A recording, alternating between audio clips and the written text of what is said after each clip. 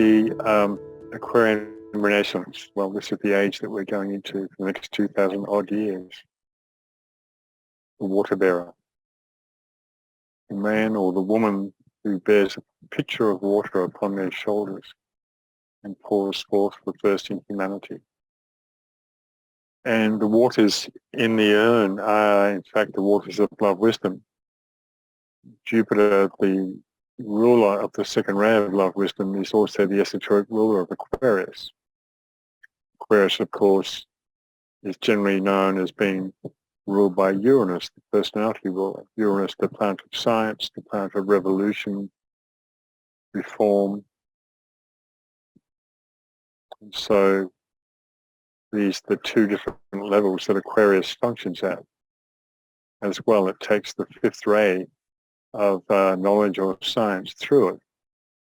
So in a sense, it's a sign doubly associated with the sciences, both the exoteric and esoteric sciences, which hopefully during the Aquarian age will move much closer together as far as understanding the unseen, the subtle realms. Renaissance means rebirth, revival, renewal, and they appear periodically every several centuries. These rebirths are determined by astrological and ray cycles, and also, of course, incarnating groups of souls that emerge from the seven-ray ashrams. Souls always incarnate on their particular ray cycle. So we saw the European Renaissance in the 15th and 16th centuries and others before that. Many fourth ray souls incarnated the ray of art, beauty, and music. Fourth ray is out of incarnation at the moment, but will be coming back into incarnation in 2025, just around the corner. And we'll see a new Renaissance, in fact. That Renaissance spanned the year 1425 in the European Renaissance, which was the start of the third ray cycle, third ray of active intelligence. The next Renaissance will most likely emerge after 2025, and several factors will determine this Renaissance. One, the externalization of the hierarchy, which I've mentioned a lot in my newsletters and webinars. The hierarchy have not appeared since the Atlantean War, nearly 4 million years ago. I know it sounds an incredible figure, but the Tibetan in the Alice Bailey books does mention these figures, like several million years. Plus, of course, also in my book, The Hidden History of Humanity, or is now called Unveiling Genesis, Mysteries of the Root Race and Cycles, plus the video called The Hidden History of Humanity, I do detail this in much more detail. The hierarchy back at the fall of Atlantis after the Atlantean War were forced to withdraw from human contact at that time. And at this once-in-a-century conclave, as it's called, the centennial conclave of the hierarchy, they will make a decision about the timing of the reappearance. At the latest, I guess, as around about 2080 or 2100. But possibly much sooner. Depending on the urgency of world events, the hierarchy may decide to return sooner. Point two, the cycle of the fourth ray, the main ray that conditions humanity, the ray of harmony through conflict, or harmony, beauty, and art, coming slowly into manifestation. It is said from 2025 onwards. I think we've already had a few intimations or previews of the fourth ray in the last few decades, actually. But we'll really know it in the next few decades, I think. Humanity will trace the source of that mysterious revelation called beauty. The fourth ray is the way of the seeker, the searcher, and the sensitive reflector of beauty. Point three, through the influence of the fourth ray and the seventh ray of organization. Seventh ray is coming into much stronger incarnation at the moment, and since 1945, And new forms of art, music, education, healing and science will emerge with a combination of these fourth and seventh rays. A so-called new world religion synthesizing all faiths, the seed of which is interfaith dialogue. The global financial system will emerge, a universal currency of barter and exchange. We're currently going through a financial crisis where the old ways of doing things are trying to hang on and impose their system upon humanity.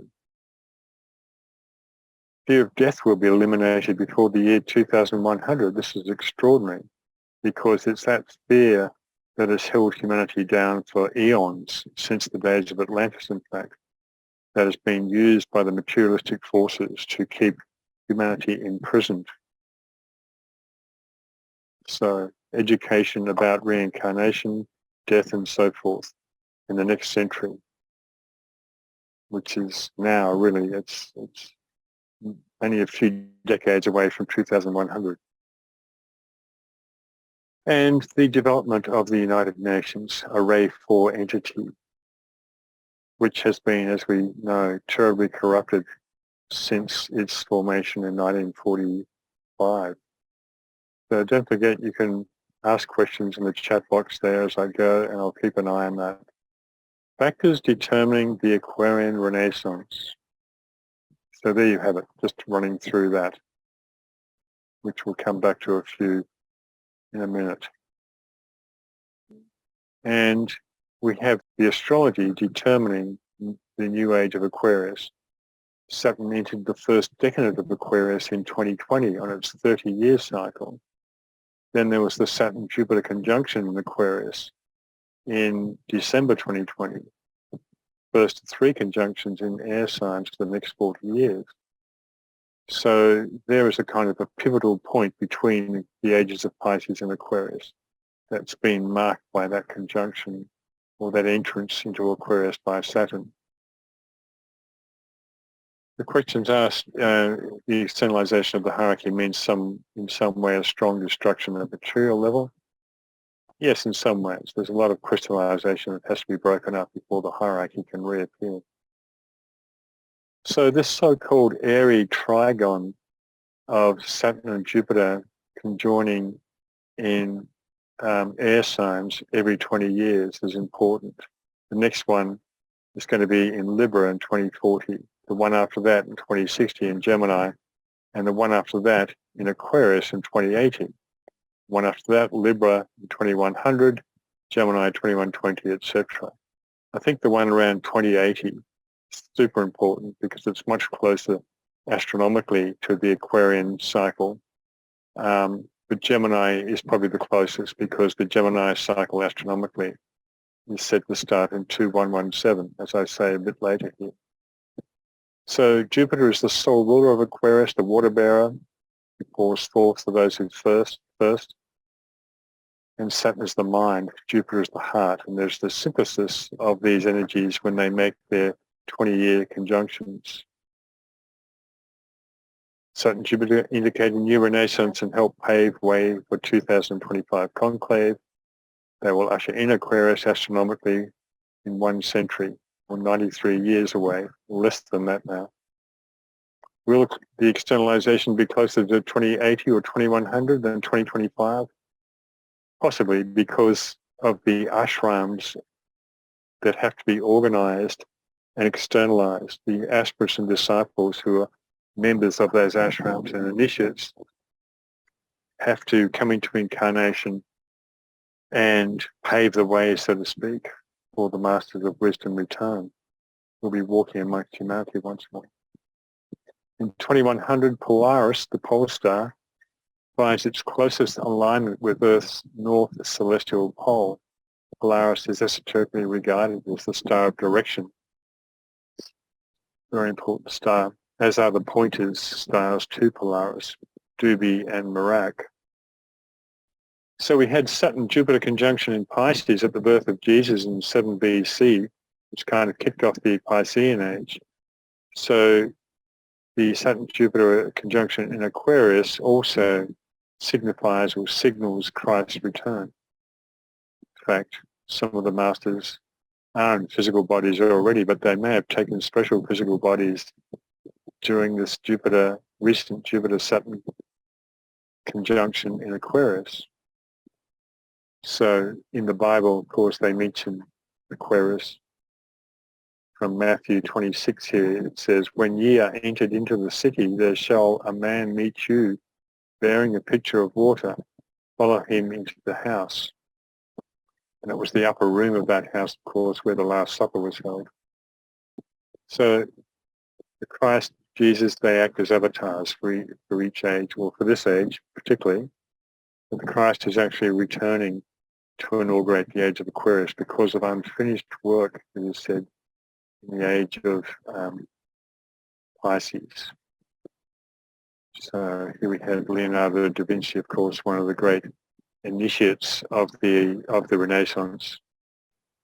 Aquarius, the expression of this influence has been beautifully given to us in the story of the Last Supper. Christ sent his disciples into the city to find the man bearing a pitcher of water upon his shoulder. This is the symbol of the sign of Aquarius, the sign in which the universality of the water of life will become a factor in human consciousness. Then we shall indeed all sit down eventually to the communion of bread and wine. He referred indirectly to the same idea when he spoke of himself as the water of life, assuaging the thirst of humanity. So we have the two wavy lines of Aquarius, the symbol for Aquarius, which can signify water or electrical circuits within the body or outside the body. We are all electrical beings vibrating to certain frequencies. So the waters of the water bearer's urn are in fact can be considered as electrical plasma, which I've written about several times in my newsletters and on my website. This could be the greatest ever Renaissance in world history, when the unfoldment of human consciousness is considered, the return of the hierarchy for the first time in aeons.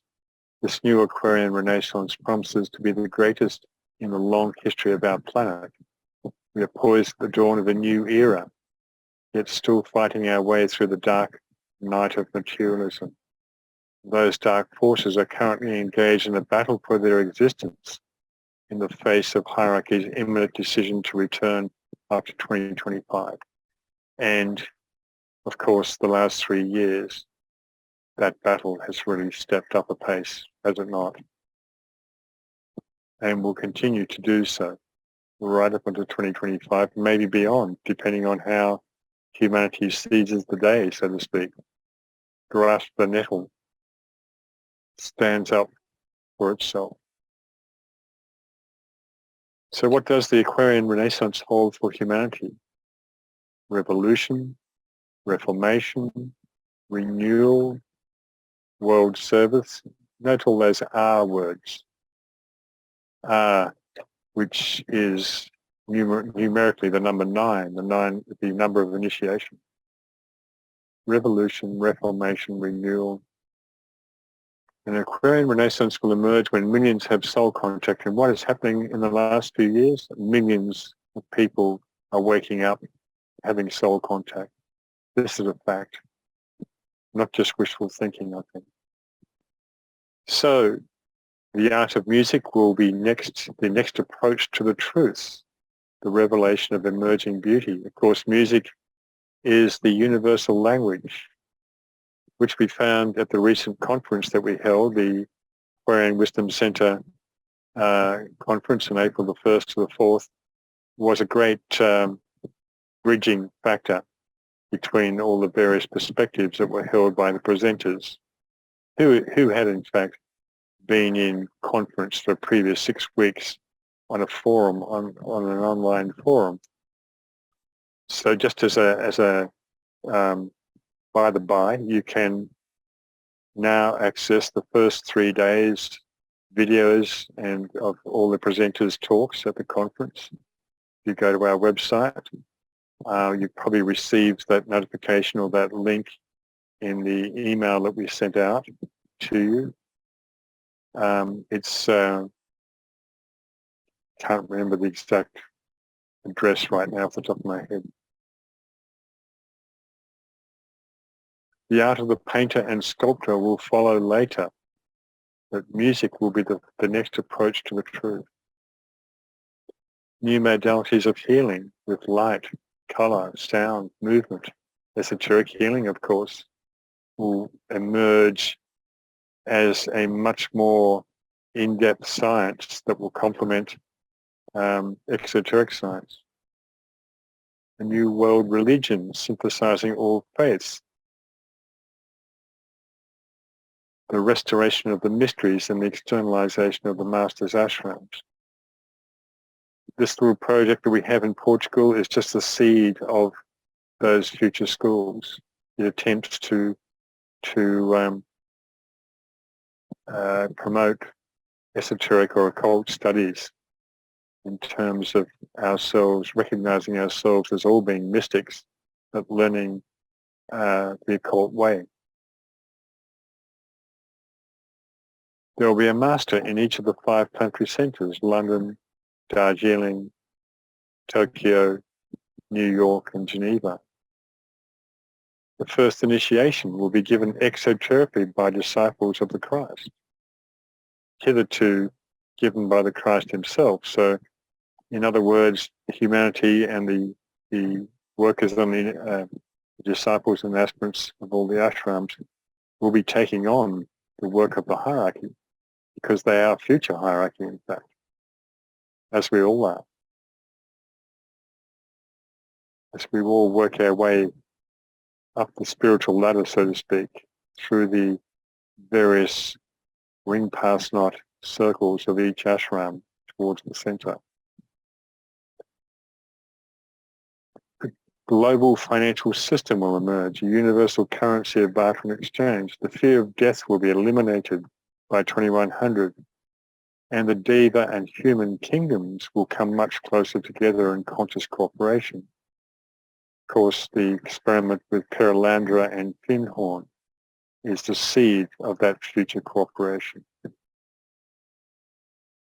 Science, technology, nuclear fusion as opposed to fission, magnetism, electricity, silent transport, these will all be some of the wondrous technologies that we have in fact had back in Atlantean times, that were given to us as gifts, that were taken away from us because we abused them. Now humanity is working back towards a rediscovering these gifts, but with their own mental development. So a very interesting correspondence there. So what does an Aquarian Renaissance hold for humanity? The new group of world servers and the 10 seed groups is something that I've mentioned before. The new group of world servers being, of course, the bridge between hierarchy and humanity. The fourth race soul nations will flower, such as Brazil, Germany, Austria. There will be an establishment upon earth of a great station of light due to a certain percentage of humanity taking a third initiation. Once that station of light is established, humanity is relatively safe from the predations of the materialistic forces, which have been in control for literally millions of years. New cultural groups will emerge, inspired by the ashrams. New education systems, legislation for children by 2035. There will be a last-ditch fight against materialism, which we're in now, of course, very much so. There will be a battle between the strictly mental magicians and the white magicians. There will be a further initiation of Christ and the Buddha by the end of the age, in the next 2,000 odd years. In fact, the Christ will take over the role of the Buddha, which is in process of doing now, since about 1965, we've been told. This will free up the Buddha to leave altogether the Earth sphere. He still comes back at the moment every Wesak festival, which is in 2 weeks' time, of course, but only as far as the mental plane. linking up in a triangle with the Christ and Son of Kamara, or the Lord of the world, to disseminate his wisdom and contribute to the annually amended planetary plan.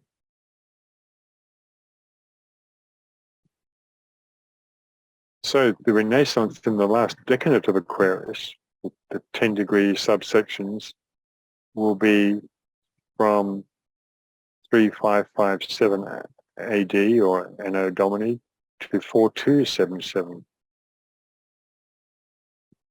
This will usher in an era of brotherly love, because that decade is ruled by Venus, just as the first decade that we're heading into now is ruled by Saturn, offering opportunity, mental discipline, and of course the resolution of karma, Saturn being the Lord of karma. The science of the Antakarana, science of social evolution, science of invocation and evocation will all be developed, we're told, in the so-called blue books, the Alice Bailey books. What we are doing at the moment in this meditation is partly related to the science of the Antakarana. We are bringing energy down to the solar plexus, raising it back up to the head center. These are all practices, meditation practices, that strengthen and help build the threefold thread of the Antakarana, or the bridge, or the rainbow bridge as it's also called, between personality and soul. Rachel says, what is the difference between mental and white magicians? Yes, I meant to qualify that before. Mental being, the white magicians, of course, do use the mental energy, but purely mental magicians are the black magicians, unalloyed with the heart. Irina says, I had an impression from prior lesson sessions that Pluto is a sacred planet, but what are those two arrows directed towards each other between Pluto and Vulcan? In the diagram, I assume you're talking about. The top arrow on the left, in the red stripe here, is Vulcan, the arrow pointing down into matter. Vulcan is the sacred planet. Pluto is a non-sacred planet, but it has been described as an esoteric planet, which is interesting.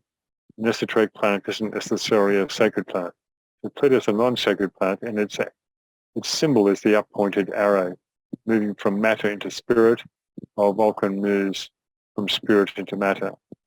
Heidi says, will humanity, or part of it, be informed about the decisions taken by the conclave in 2025?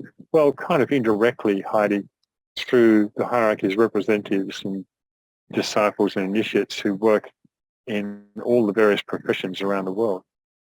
They'll be impressed, in fact, by the new group of world servers bridging from hierarchy to humanity through the meditations and so forth that can bring about a cleansing and purification of the mental plane, that can make available thought forms on the mental plane that can precipitate into the minds of humanity. Master Serapis and music, the true universal language, expressive of a sensitive response to ideas, the next approach nearer to the truth. Master Serapis is the Chohan, or custodian of the fourth ray, and oversees art movements, the evolution of music, painting and drama. Serapis works with the Deva evolution to make possible the revelation of new music painting.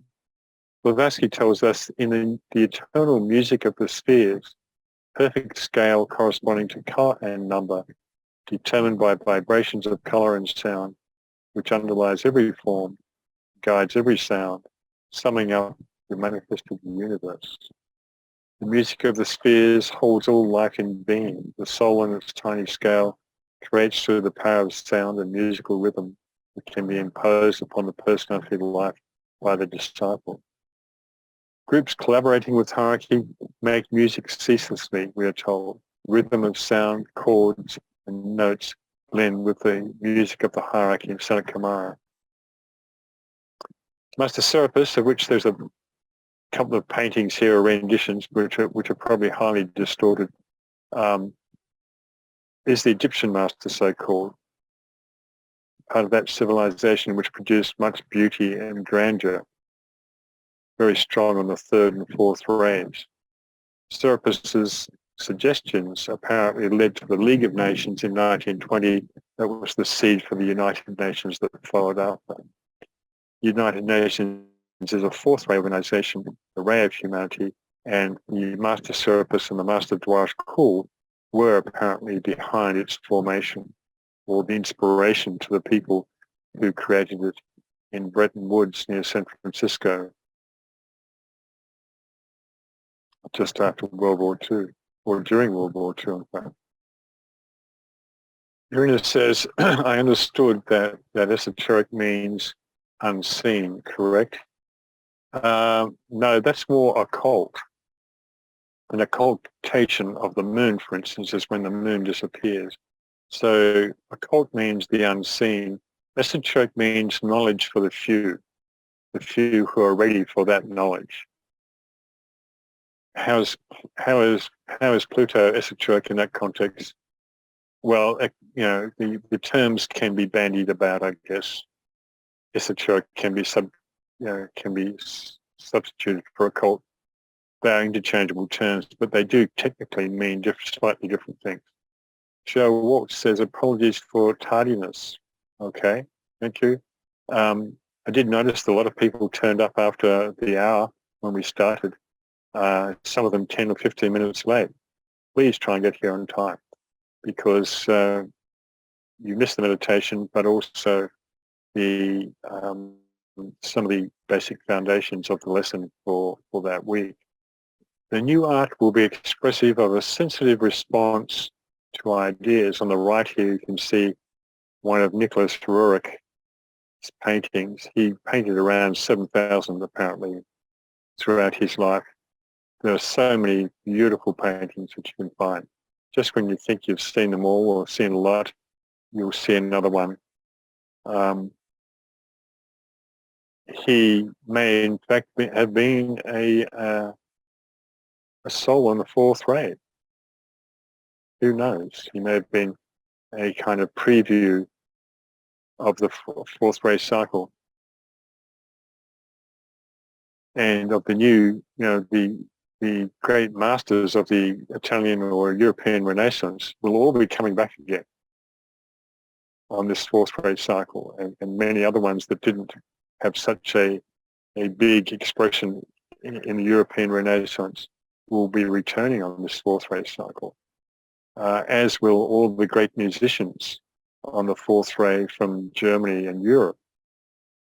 Germany being a fourth ray soul, as I said before. And already I think we're seeing that with a few children that are coming into incarnation that show prodigious talents.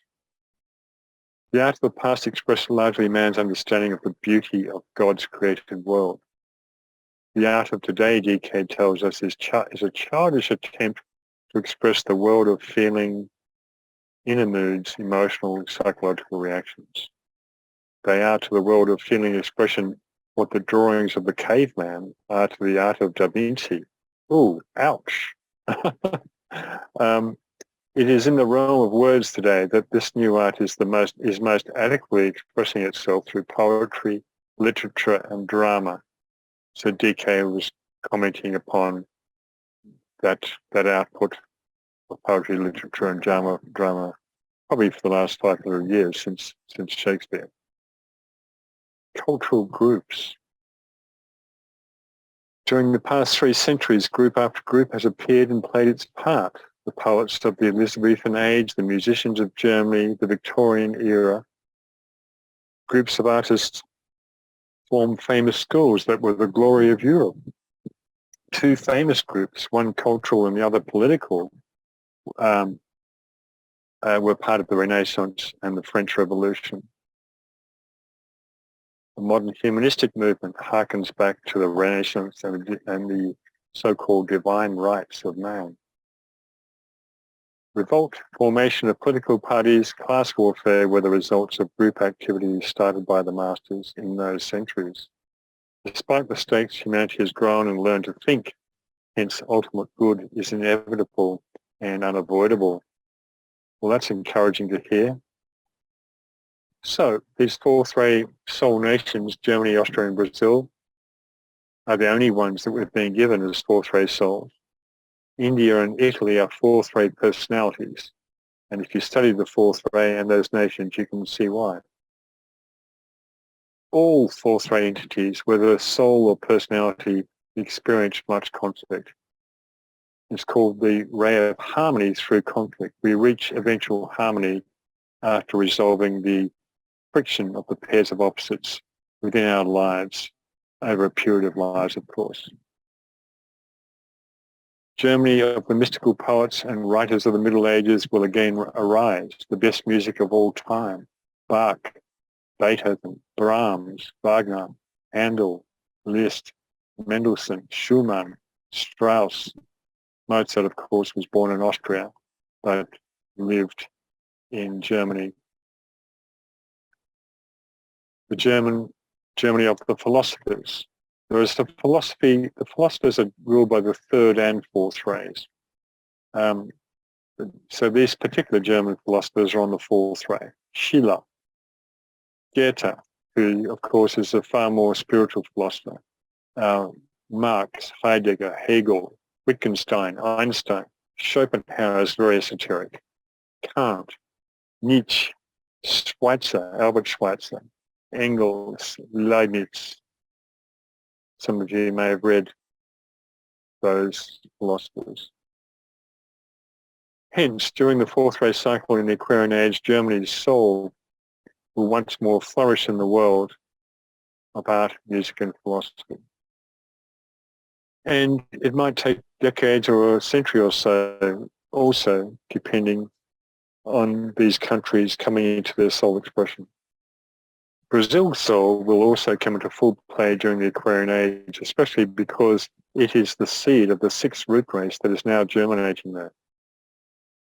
Currently, Brazil is undergoing much turmoil, a signal that the fourth ray soul is starting to impact upon it. So DK is, as far as the externalization of the hierarchy is concerned, DK tells us that the hierarchy withdrew from human contact millions of years ago. The externalization of the Masters' ashrams will make possible the restoration of the mysteries. The new occult schools suggested by DK in his book Letters on Occult Meditation will begin in their locations around the world. I did talk about this on the third day of the conference. You can find my talk at that link that I mentioned before. It's at our website for Aquarian Wisdom Center, and you can, after the .org ending of the address, you can put /participants. That will get you in there. But you'll get these notifications, or have already got these notifications, I think. The Mysteries Restored will pave the way for the first initiation to be taken exoterically, as I mentioned before. Esoteric science will blend with exoteric science in these coming centuries. The mysteries, the David Kingdom invoked by servers for conscious ongoing cooperation, healing devas, all kinds of devas that the masters will bring back with them, in fact. I think there's a saying, something like the Christ and his army of angels. It's an incredible thing to consider, really, isn't it? Devas, sound and music will be used constructively and destructively. The mystery schools externalized will have a strong influence on the new group of world servers in their outer work. The mystery schools will have a strong conditioning influence on the 10C groups.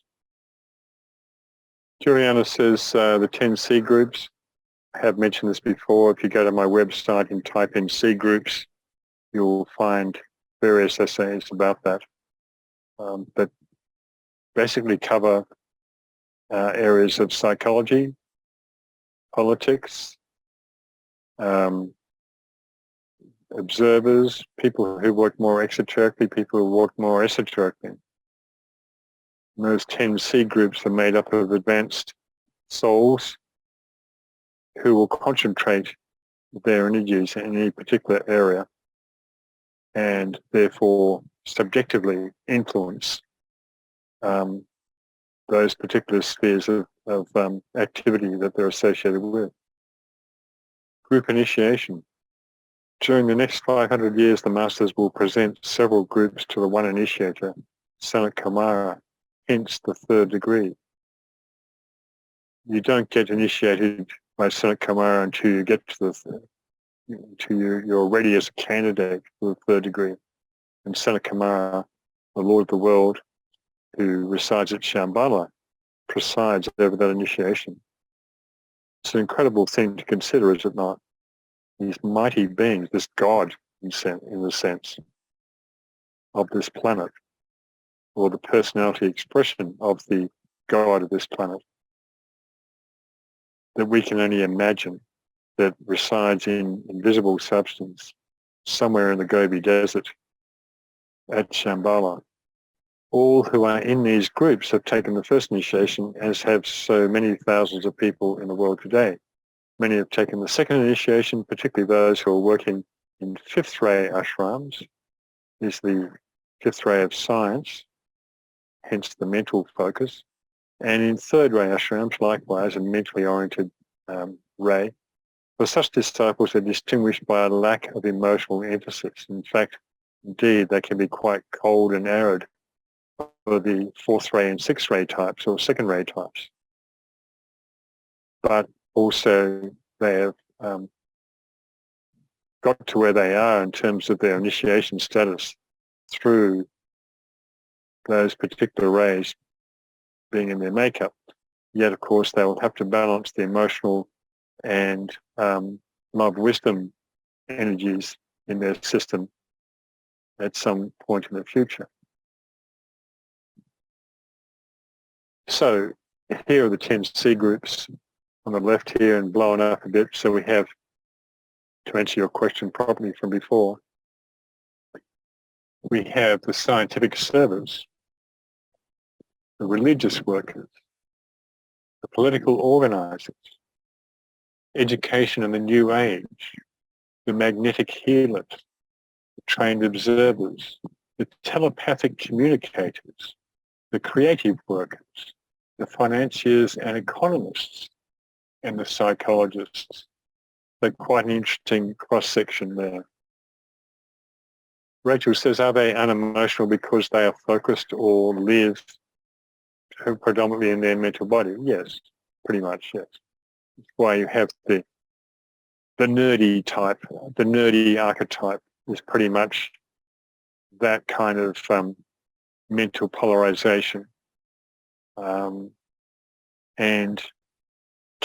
who can be socially awkward because of lack of emotional integration.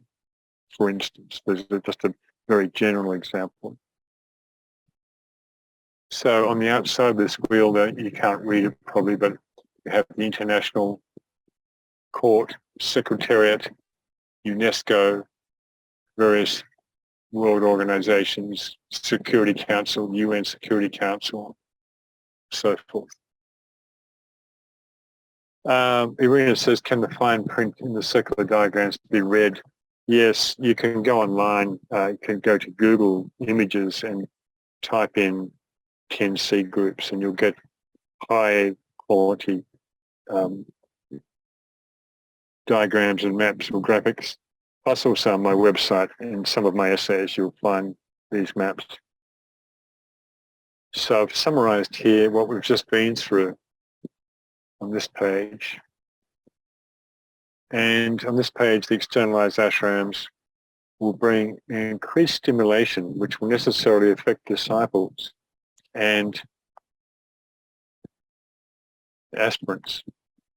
It will involve a period of adjustment to this higher vibration of the hierarchy coming back. In fact, as I've mentioned before in other classes, the conflict that is going on in the world today is partly through the approach of the hierarchy. They're highly refined frequencies that are clashing with the status quo energies of the earth. And so it's affecting all of us.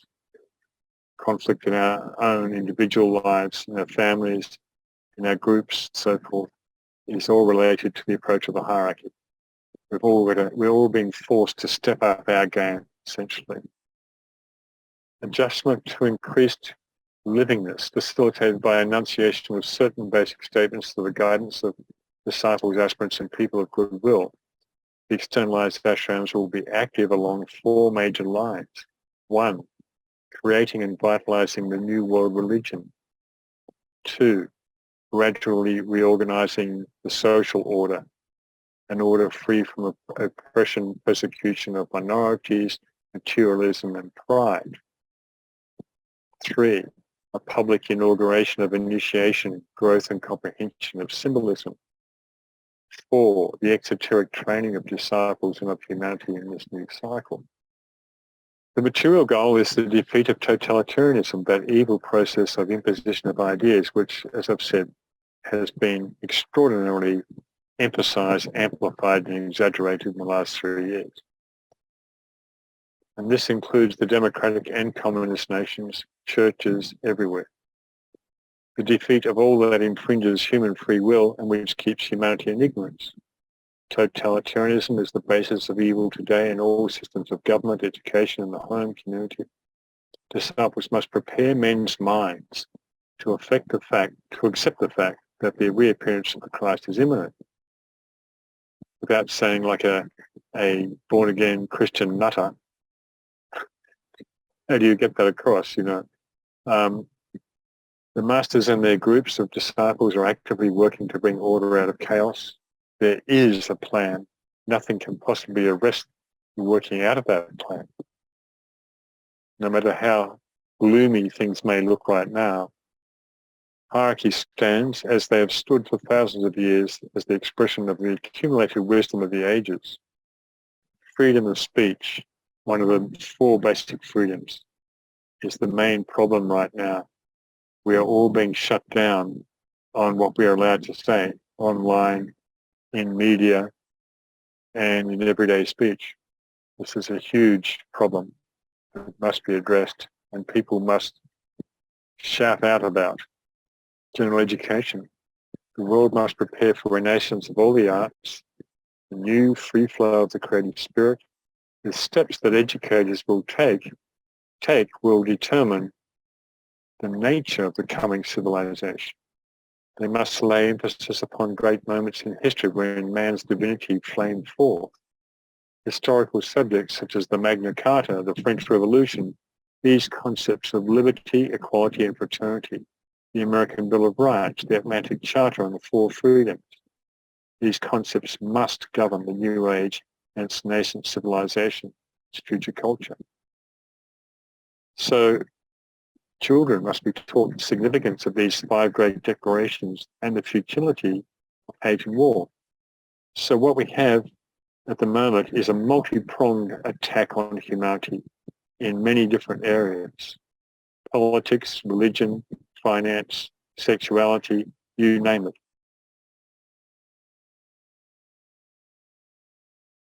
There's fragmentation, an attempted fragmentation of humanity, and a concerted effort to divide and conquer people, to have them arguing with each other about this or that. In the book Education in the New Age, DK says, I've noted the imminence of the coming spiritual renaissance. To all of these, I would like to add that one of our immediate educational objectives must be the elimination of the competitive spirit and the substitution of the cooperative consciousness. Yeah, we hear this so much in the media, don't we? USA must compete with China, and this country must compete with that country. What about cooperation and sharing? It's so simple. It's a major duh moment for humanity, really.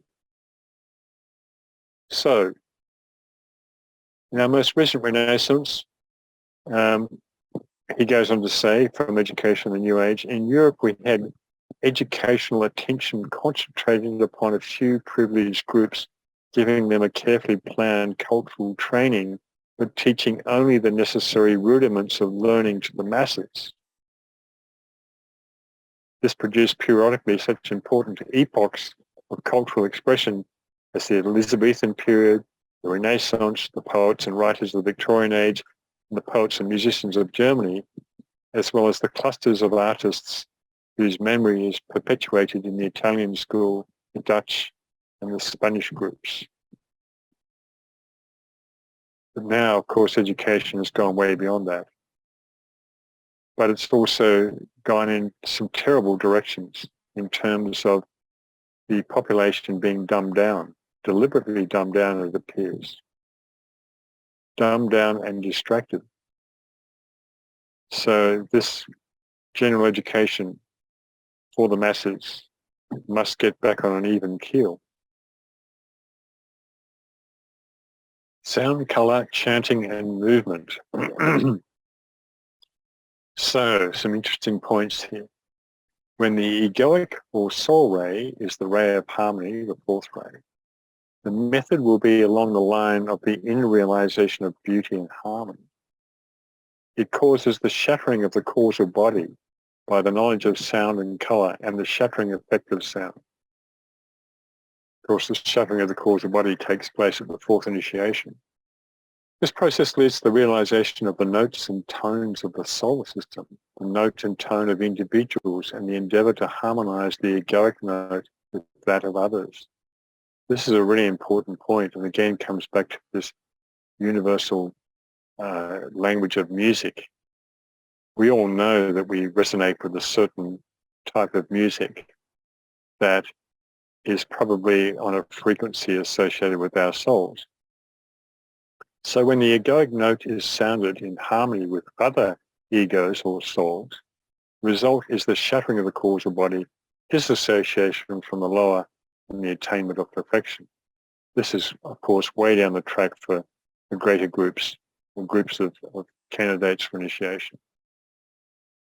Its exponents develop along the line of music, rhythm, and painting. They withdraw within in order to comprehend the life side of the form. Remember, these outer forms are just an illusion. It's the life behind them that's the key. It's the real. The outer manifestation of that life side in the world is through that which we call art. Great painters and the superlative musicians are in many cases reaching their goal that way. So they develop along the line of withdrawing within in order to comprehend the life side of the form. In time, the value of the combination of music, chanting, rhythmic movement will be comprehended, and it will be utilized for the achieving of certain ends. Rhythmic movement, as in dance, very much to do with the seventh ray and the first ray. Groups of people will gather together to study the creative effects or the purificatory efficacy of ordered sound joined to movement and unity. The constructive effect on the three bodies will be clairvoyantly studied. The eliminative effect of the matter of those bodies will be schematically tabulated, and the knowledge gained will be applied to the improvement of those bodies. So what we're looking at here is a really accelerated evolution, very conscious evolution of speeding up the process of refinement of the various vehicles of the personality, and hence bringing about a much faster integration of the personality, and hence bringing about, therefore, a much more specific alignment with the higher self or soul. Music will be largely employed in construction, and in 100 years from now, it will be a feature in certain work of a constructive nature, the utilization of ordered sound to achieve certain ends.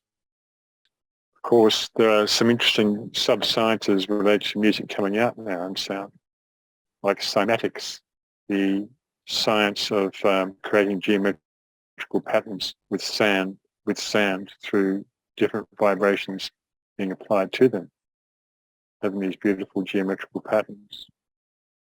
Music will be largely employed, I mentioned that, the stimulation of music. Certain sounds shatter and break, certain other sounds stimulate and attract. When the key of a man's life is known, or a woman's life, of course, when the sound she responds to is recognized, then comes the possibility of the utilization of sound and refinement. We know that sound is destructive. They even have sonic weapons these days in various militaries. We know that the marching and stamping on the ground 7 times around ancient cities, and the blowing of trumpets brought down the walls of those cities. These were ancient Atlantean magical things that were applied militarily. The 27 occult laws were revealed after initiation, the basic laws of color and music and rhythm. When music produces warmth or stimulation, and when pictures, for instance, glow or reveal the subjective within the objective, then will this fourth ray of harmony be coming to fruition. In music, the fourth ray compositions are always full of melody, and the fourth ray man loves a tune. Indeed. With regard to pictures glowing, I think Count Saint Germain, who was an earlier incarnation of the Master R, experimented with using mother of pearl in his pigments of his paints, so that the paintings would reveal this luster, this glow within. As I said before the close of next century, death will be finally seen to be non-existence. Continuity of consciousness will be widely accepted, developed. Many of the highest types of humanity will function simultaneously in 2 worlds, in the 2 worlds, that world and this world. The old fear will go, and intercourse between astral and physical planes will be so firmly established and scientifically controlled that the work of trance mediums will come to an end. Interesting. Intercourse as in interaction between the astral and physical planes, of course. The reign of fear of death is well near ended. We shall soon enter a period of knowledge and of certainty which will eliminate all our fears. We find that, of course, in exoteric Christianity, there is a lot of fear of death, and people hang on to life way beyond the time that they should have exited because of that fear. Deeply and deeply ingrained. In dealing with the fear of death, there is nothing to be done except to raise the whole subject onto a more scientific level, and in this scientific sense, teach people how to die. This is already happening, of course, with various people like Elizabeth Kubler-Ross in the last few decades, and the near-death experiences that you can see many, many great videos about. As we covered in our death and dying class. The technique of dying has been lost in the West, almost lost in the East. The fear of death and depression constitute for man the dweller on the threshold, the planetary dweller on the threshold. Hence this current period where the coronavirus threatens human mortality. That was the main factor that was being stimulated by the manipulating, those that manipulated was fear. These sentient reactions to the psychological factors cannot be dealt with by the use of courage. They must be met by the omniscience of the soul working through the mind. What an interesting statement. This is from a treatise on white magic, a great book that I can highly recommend to you. It's a real manual for disciples and written in a very inspiring way. These sentient reactions to psychological factors cannot be dealt with by the use of courage. They must be met by the omniscience of the soul working through the mind. Very interesting. Of course, the Devas in the human kingdom, we had a class on the Devas, and so I'm not going to go too much into that for now.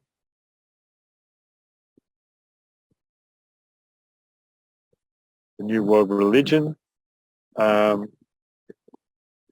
will be 3 main groups of the spiritual evolution and the Aquarian Renaissance, we are told. Masonry, which represents the first aspect of the first ray. The New World Religion, which is the second ray, and esoteric education, the third ray. Masonry, in Masonry you have the 3 paths leading to initiation. The church, by whatever name it may be called, esoteric groups composed of true spiritual esotericists found in all exoteric occult groups. And just to mention, Masonry has got a very bad name through the successful propaganda of the materialistic forces. Of course, it has been abused, as has religion, and hence the varying views on Masonry and religion that exist today, and even esoteric groups for that matter. When the new universal religion and nature of esotericism is understood, there will be utilization of the banded esoteric organisms, the Masonic organism and the church organism, as initiating centers. These three groups converge as their inner sanctuaries are approached. There is no disassociation between the one universal church, the sacred inner lodge of all true Masons, and the innermost circles of the esoteric societies. This is all quoted from the Tibetan, by the way. The three types of men, women have their need met. Three major rays are expressed, and the three paths to the master are trodden, leading all three to the same portal and the same hierophant. A great station of light on earth that I mentioned before. The global financial system, which I think we covered in another class. Do we have a class on money? I'm not sure. Show me the money. This talks about how the adepts will come and change the financial system. Initiates from certain ashrams will come in and bring about a financial transformation and inaugurate a system of barter and exchange. National currencies will be superseded by a system of barter and a universal monetary exchange, representative of the bartered goods when they are relatively small and unimportant, by a planned scale of related values. Science and technology, as mentioned before, Aquarius ruled by Uranus, the planet of exoteric and esoteric science, the fifth ray, the only ray to pour through Aquarius. Combination, therefore, will bring amazing new developments in technology, which the past 50 years is only the beginning. And now we're getting into AI, which can be, of course, thoroughly abused and misused. And in fact is being misused on a scale we're not even aware of at the moment. So that's not the future at all. That's happening right now. And we have to act very fast to bring about responsible use of these technologies. Otherwise, we'll be enslaved by those who have their finger on the button. And there you have it. The esoteric view of nuclear power, asked Rachel. Well, that's a very controversial one, but it is the way of the future, I think. In fact, it's proven that today nuclear power is in fact the safest source of power on the planet, that beats oil, gas, every other source of power you can think of. So the discovery of nuclear fission, which eventually will move into nuclear fusion, was one of the greatest spiritual events on the planet, apparently. So there are quotes about this in the book Externalization of the Hierarchy, and also the book called Raising the Initiations.